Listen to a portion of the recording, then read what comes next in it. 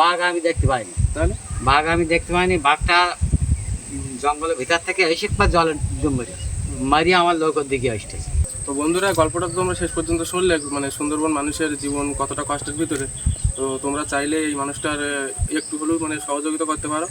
এই ভিডিওর নিচে অবশ্যই আমাদের ব্যাংকের অ্যাকাউন্ট, নাহলে ফোনপে নাম্বার দেওয়া থাকবে।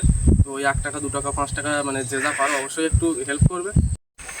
নমস্কার বন্ধুরা, শেষ পর্যন্ত সুন্দরবন চ্যানেলে তোমাদের সবাইকে স্বাগত। তো আজকে আরও একটা ভয়ানক গল্প নিয়ে তোমাদের সামনে হাজির হয়েছে। আজকের গল্পটা হয়তো মানুষের জীবন যায়নি, কিন্তু গল্পটা শুনলে তোমাদের অনেকটা অভিজ্ঞতা হবে। তো আমার পাশে দেখতে পাচ্ছ আমার একটা জেঠুর কাছ থেকে আমরা পুরো গল্পটা তোমাদের শোনাবো। তো তার আগে জেঠুর নাম কি, নামটা একটু বলো দর্শকদের। আমার নাম বঙ্কিমচন্দ্র মণ্ডল।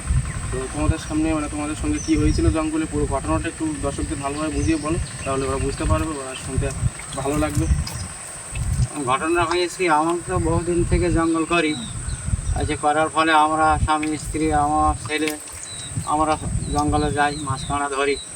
ধরার পরে বহুদিন আমরা খুব গরিব মানুষ, অবশ্য জঙ্গল না গেলেও আমাদের চলে না। এই মতো অবস্থায় বেলা 8টা 9টার সময় আমরা জঙ্গলে যখন গিয়েছি, শোয়ের ভিতরে এই শোয়ের ভিতরে ওরা আমার ছেলে আমার স্ত্রী ওখানে বসে আছে। আমি তোমরা জঙ্গলে তোমাদের বাড়ির ফ্যামিলি লোক যাও? হ্যাঁ, কেউ যায় না তাই তো? না, আমাদের ফ্যামিলি থেকে আমরা যাই।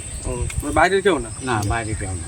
এখন জঙ্গলের ঝোড়ার ভিতরে এই ঝোড়ার ভিতরে আমরা বসে আছি, জলের ভিতরে লোকটা নিয়ে একদম গভীর জঙ্গলের ভিতরে। হ্যাঁ, গভীর জঙ্গলের ভিতরে। এখন ছোট খাল তাই তো? এই তো খাল, হ্যাঁ এই খাল, এই জঙ্গলের ভিতরে এই খালের ভিতরে আমরা যখন বসে আছি, জোয়ার আসতেছে, এর মধ্যে টুকটাক করে বসা আছে। হঠাৎ মাত্র এক বাঘ ছটছট করে এসে জলে ডুব মেরে উঠলো। উঠে আমার নৌকোর দিকে যখন আসতেছে, নৌকোর গায়ে তলা যখন খাচ্ছে, আমি তখন বড় একটা লাঠি নিয়ে। তুমি পুরো দেখতে পাচ্ছ যে বাঘ নৌকার দিকে আসছে? না, বাঘ আমি দেখতে পাইনি। তাহলে বাঘ আমি দেখতে পাইনি, বাঘটা জঙ্গলের ভিতর থেকে এসে একবার জলে ডুব মেরেছে, মারিয়ে আমার নৌকোর দিকে আসতেছে। আসতেছে মানে দোলা খাইয়ে আসতেছে, দোলা যখন লাগতেছে নৌকোর গায়ে, তখন আমি বুঝতে পারি ঠিক বাঘ আসতেছে।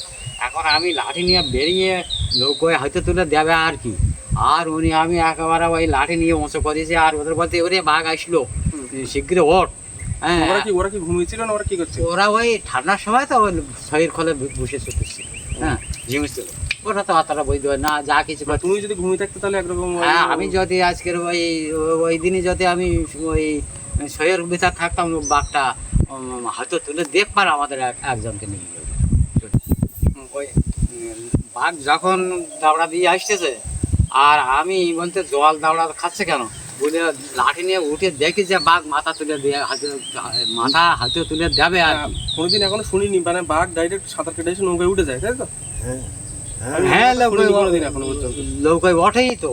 আমি যদি ওই সময় যদি না থাকতাম, হয়তো মারিয়ে নৌকায় উঠে আমাদের একজনকে নিয়ে যেত। হ্যাঁ, অথচ সেই সুযোগ থাকলেও রিস্ক। হ্যাঁ, নৌকো থাকলেও তো রিস্ক। সেই সময় আমি উঠে ওই বাঘকে তাড়া করি বা লাঠি ওঠাই, বাঘ ভয়েতে ডুব মারিয়ে আবার জঙ্গল খোলে ঢুকে যায়। তখন আমার স্ত্রী আমার ছেলে দেখে যে ওই বাঘ চলে যাচ্ছে ওই ধারে, গিয়ে তখন বড়ি করতে লাগলাম। বাঘ আস্তে আস্তে, মানে মেন কথা হচ্ছে জল ছিল চারিদিকে, আর তোমরা নৌকায় ছিল বলে জীবনে হয়তো বেঁচে গিয়েছে। তাহলে যদি উপরে যদি আমি থাকতাম, ও আবার আসলো লোক নিয়ে, ও আবার এসে আমাদের একজনকে নিয়ে চলে যেত। তারপর যাই হোক, তারপরে ওখান থেকে আমরা আর দেরি করিনি, আমরা লোক ছেড়ে দিয়ে আমরা বড় নদীর ভিতরে ঢুকে গেলাম। গিয়ে এবার জোয়ার আসলো, তখন আমরা বলতে চলো বাড়ি যাই। ওই সেই ব্যবস্থা করে আর আমরা আর জঙ্গলে মাছ ধরা মারতে যাইনি। এখন খুব অসুবিধার মধ্যে পড়ে আসি। এখন কি মানে একসাথে আছো সবাই না? সবাই না, ও সব পৃথক হয়ে গেছে। এখন আমরা এই স্বামী স্ত্রী দুজন আছি। এখন তো বয়স হয়ে গেছে, এখন জঙ্গলে যাওয়ার মতো আছে, সব নেই ভালো। দেখতে পাইনি জঙ্গলে গিয়ে ওই রিক্সের মধ্যে কী করে মাছ খাওয়া মারবো, তা অবস্থায় এখন এই জীবনযাপন করছি। তো বন্ধুরা, গল্পটা তো তোমরা শেষ পর্যন্ত শুনলে, মানে সুন্দরবন মানুষের জীবন কতটা কষ্টের ভিতরে। তো তোমরা চাইলে এই মানুষটার একটু হলেও মানে সহযোগিতা করতে পারো। এই ভিডিওর নিচে অবশ্যই আমাদের ব্যাংকের অ্যাকাউন্ট, নাহলে ফোনপে নাম্বার দেওয়া থাকবে। তো ওই 1 টাকা 2 টাকা 5 টাকা মানে যে যা পারো অবশ্যই একটু হেল্প করবে। তো এই ভিডিওটা এই পর্যন্ত, দেখা হচ্ছে পরবর্তী ভিডিওতে।